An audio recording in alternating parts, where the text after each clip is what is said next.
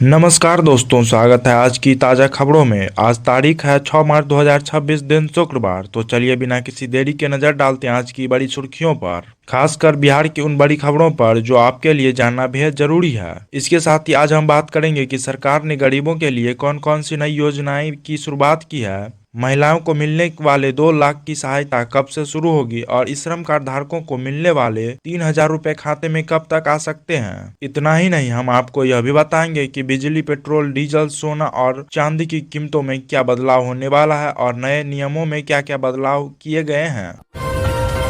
इस योजना में महिलाओं को अपना व्यवसाय शुरू करने के लिए 10,000 की सहायता मिलती है। सरकार ने इस योजना की सहायता राशि बीमा बढ़ाकर 2 लाख रुपए कर दी है।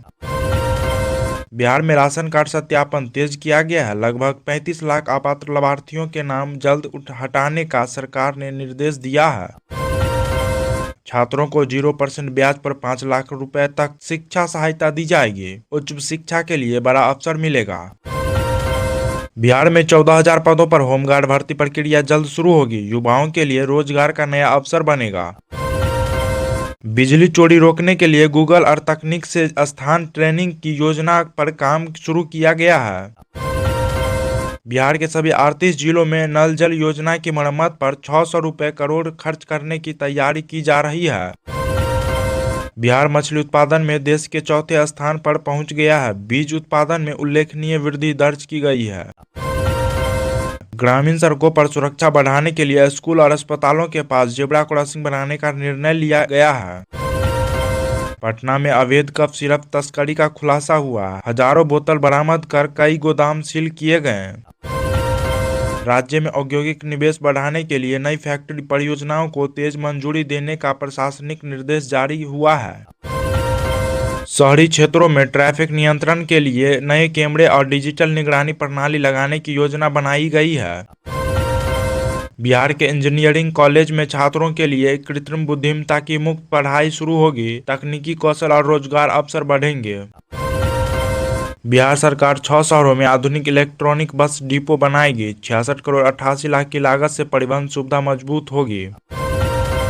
रेलवे में 10वीं पास युवाओं के लिए 5,349 अप्रेंटिस पदों पर भर्ती निकली है। प्रशिक्षण के साथ मानसिक वजीफा मिलेगा।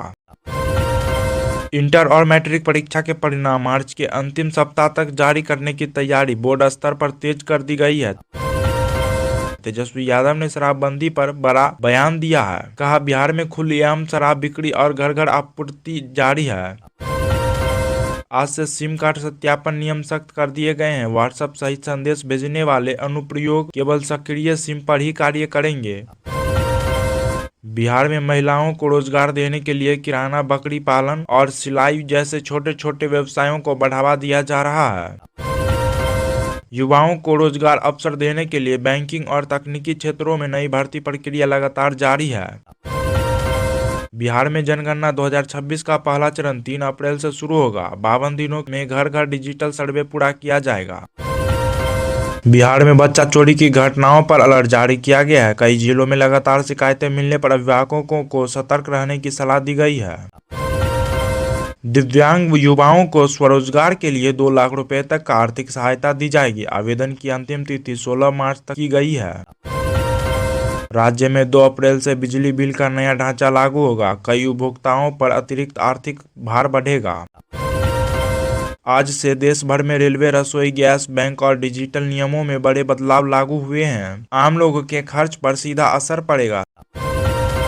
सरकारी नौकरी भर्ती कैलेंडर जारी करने की मांग उठी है। युवाओं ने पारदर्शी प्रक्रिया की अपेक्षा जताई है। प्रधानमंत्री किसान योजना के तहत 35 लाख किसानों को किस्त भेजने की तैयारी की जा रही है। फर्जी पंजीकरण पर लाखों लाभार्थियों का भुगतान रोका गया है। पीएम किसान योजना की 21वीं किस्त 33 लाख किसानों को 3,200 रुपये 22 मार्च से पहले बिहार के 3 लाख किसानों के खाते में 3,500 भेजे जाएंगे। यह राष्ट्र प्रधानमंत्री किसान सम्मान निधि की 22वीं किस्त के तहत दी जाएगी। सरकार ने राष्ट्रीय हस्तांतरण की तैयारी पूरी कर ली है। पात्र किसानों को ही इस बार लाभ मिलेगा। लंबित सत्यापन मामलों पर तेजी से निपटारा किया जा रहा है। फार्मर रजिस्ट्री और यूनिक फार्मर आईडी अनिवार्य हो रही है। पारदर्शिता बढ़ाने के लिए एग्री स्टॉक फेल लागू की जा रही है। 30 लाख राशन कार्ड धारकों के नाम हटेंगे। 11 मार्च से पहले लगभग 30 लाख अपात्र राशन कार्ड धारकों के नाम हटाए जाएंगे। सरकार ने फर्जी और अपात्र लाभार्थियों की पहचान पूरी कर ली है। जांच के बाद सूची के नाम हटाने की कार्रवाई होगी।